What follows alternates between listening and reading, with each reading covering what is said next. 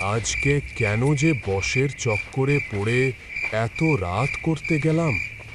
এই রাস্তায় এমনিতেই কত রকমের গল্প শোনা যায়। আল্লাহ, আল্লাহ পার করে দাও।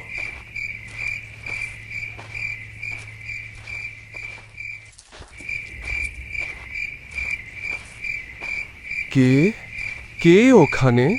এত এত রাতে এই রাস্তায় একা একা যাচ্ছ কেন খোকা? জানো না এই রাস্তা ভালো না, ভালো না। জি জি আঙ্কেল, শহর থেকে ফিরতে দেরি হয়ে গেছে। আপনি এত রাতে এখানে কি করছেন? আমি তো বহুকাল ধরেই এখানেই থাকি, এই গাছের নিচে।